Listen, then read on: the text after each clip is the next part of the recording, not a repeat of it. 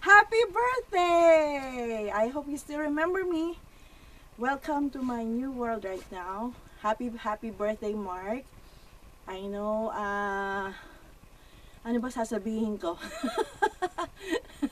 Ang tagal-tagal ko pinag-iisipan ko anong gusto ko sabihin sa'yo. But most likely, I want to thank you for your friendship. Na hanggang ngayon, kahit na magkakahiwalay tayo, we're still friends. And I do appreciate everything that I have learned from you. Pagdating sa grammar and everything, wala kang katulad talaga. Naku! Kailangan kita dito. Ang daming Pilipinang pwede mong turuan. Sumasakit ang ilong ko. Dugo ang ilong ko sa kanya. No, just kidding. Anyway, I'm just so happy na nakilala kita and you're one of my friends even at your young age. Nasasakyan mo yung mga kalokohan namin nila Menchu at ni Amy.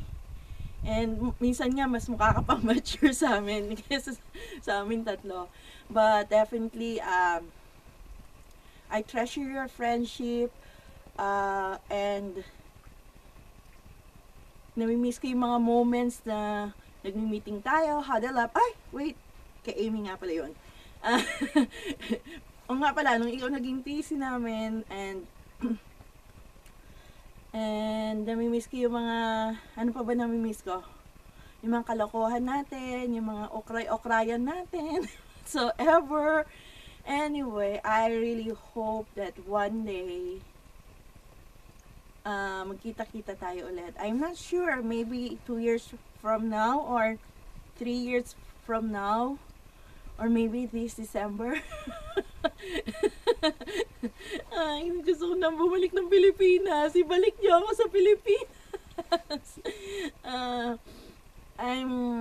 I really am looking forward to see you guys, and really also looking forward to see the difference na nangyari sa atin, the friendship, yung na walang pinagkaiba pa rin, parang ganon. And also, I'm praying na ma-achieve mo yung mga pangarap mo sa buhay. You're too young, you're very intelligent and very smart. I hope and pray that you can use your full potential sa lahat ng bagay na gusto mo mangyari. And I hope and pray na hindi ka pa petiks-petiks at hindi ka na nalalate sa iyong trabaho. Always set a good example if you wanted to be mag-excel.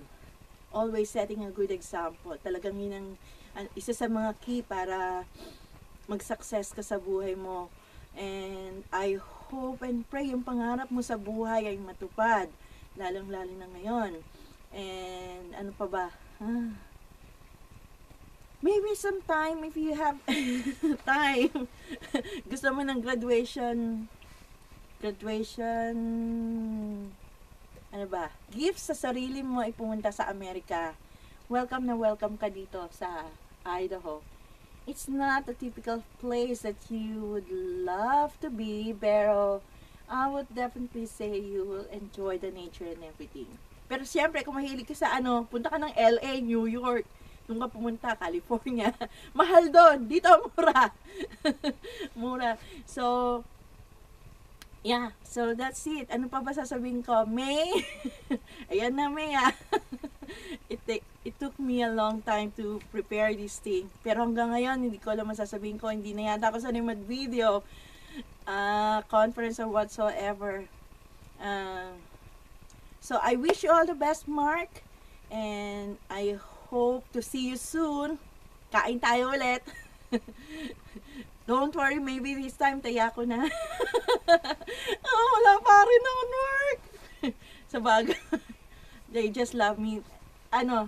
Gusto lang nila magstay ako dito sa bahay. So, etong ginagawa ko. Bored ako. So, happy birthday and wish you all the success.